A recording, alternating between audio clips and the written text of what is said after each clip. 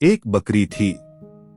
रोज सुबह जंगल चली जाती थी, सारा दिन जंगल में चरती और जैसे ही सूर्य विदा लेते इस धरती से बकरी जंगल से निकल आती। रात के वक्त उस जंगल में रहना पसंद नहीं था। रात को वह चैन की नींद सो जाना चाहती थी। जंगल में जंगली जानवर क्या उसे सोने देंगे? जंगल के पास उसने एक छोटा सा घर बनाया हुआ था। घर आकर वह आराम से सो जाती थी। कुछ महीने बाद उसके 4 बच्चे हुए। बच्चों का नाम उसने रखा आले, बाले, छुन्नू और मुन्नू। नन्हे नन्हे बच्चे बकरी की ओर प्यार भरी निगाहों से देखते और मां से लिपट कर सो जाते। बकरी कुछ दिनों तक जंगल नहीं गई। आसपास उसे जो पौधे दिखते उसी से भूख मिटाकर घर चली जाती और बच्चों को प्यार करती। एक दिन उसने देखा कि आसपास और कुछ भी नहीं है। अब तो फिर से जंगल में ही जाना पड़ेगा, क्या करे? एक सियार आसपास घूमता रहता है। वह तो आले, बाले, छुन्नू और मुन्नू को नहीं छोड़ेगा। कैसे बच्चों की रक्षा करे? बकरी बहुत चिंतित थी। बहुत सोचकर उसने एक टटिया बनाया और बच्चों से कहा, आले, बाले, छुन्नू और मुन्नू, ये टटिया न खोलना। जब मैं आऊं आवाज दूं तभी ये टटिया खोलना। सबने सर हिलाया और कहा, हम टटिया न खोले जब तक आप हमसे न बोले। बकरी अब निश्चिंत होकर जंगल चरने के लिए जाने लगी। शाम को वापस आकर आवाज देती, आले टटिया खोल, बाले टटिया खोल, छुन्नू टटिया खोल, मुन्नू टटिया खोल। आले, बाले, छुन्नू, मुन्नू दौड़कर दरवाजा खोल देते और मां से लिपट जाते। वह सियार तो आसपास घूमता रहता था। उसने एक दिन एक पेड़ के पीछे खड़े होकर सब कुछ सुन लिया। तो ये बात है। बकरी जब बुलाती तब ही बच्चे टटिया खोलते।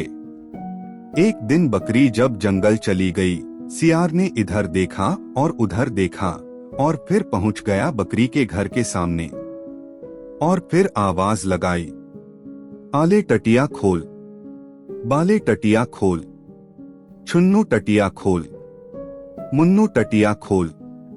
आले, बाले, छुन्नू और मुन्नू ने एक दूसरे की ओर देखा। इतनी जल्दी आज मां लौट आई। चारों बड़ी खुशी खुशी टटिया के पास आए और टटिया खोल दिए। सियार को देखकर बच्चों की खुशी गायब हो गई।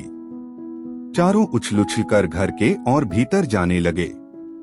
सियार कूदकर उनके बीच आ गया और एक एक करके पकड़ने लगा। आले, बाले, छुन्नू, मुन्नू रोते रहे, मिमियाते रहे पर सियार ने चारों। शाम होते ही बकरी भागी भागी अपने घर पहुंची। उसने दूर से ही देखा कि टटिया खुली है। डर के मारे उसके पैर नहीं चल रहे थे। वह बच्चों को बुलाती हुई आगे बढ़ी, आले, बाले, छुन्नू, मुन्नू। पर ना आले आया, ना बाले, न छुन्नू, न मुन्नू। बकरी घर के भीतर जाकर कुछ देर खूब रोई। उसके बाद वह उछलकर खड़ी हो गई। ध्यान से देखने लगी जमीन की ओर। ये तो सियार के पैरों के निशान हैं।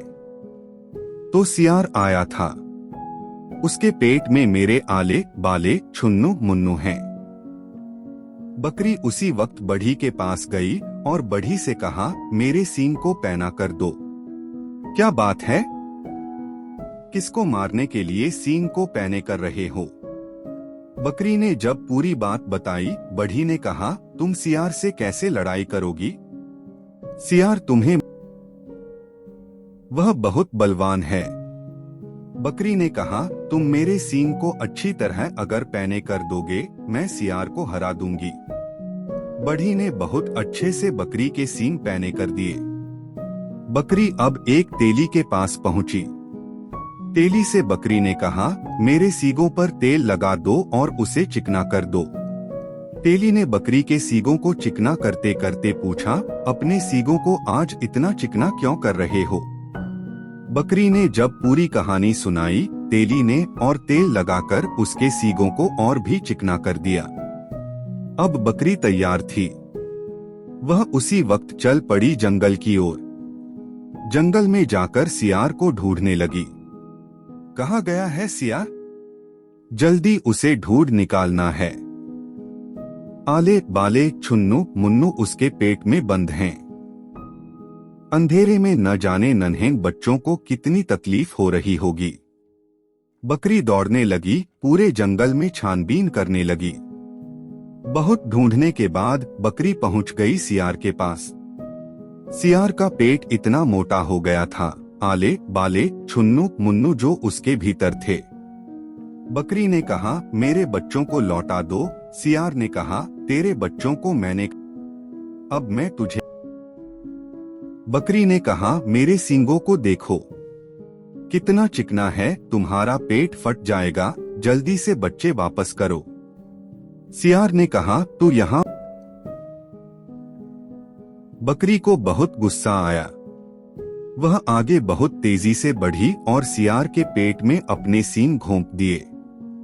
जैसे ही सियार का पेट फट गया, आले बाले छुन्नू मुन्नू पेट से निकल आए। बकरी खुशी से अब चारों को लेकर घर लौट कर आई। तब से आले बाले छुन्नू मुन्नू टटिया तब तक नहीं खोलते जब तक बकरी 2 बार तो कभी 3 बार दरवाजा खोलने के लिए न कहती। रोज सुबह जाने से पहले बकरी उन चारों से फुसफुसाकर कहकर जाती कि वह कितने बार टटिया खोलने के लिए कहेगी।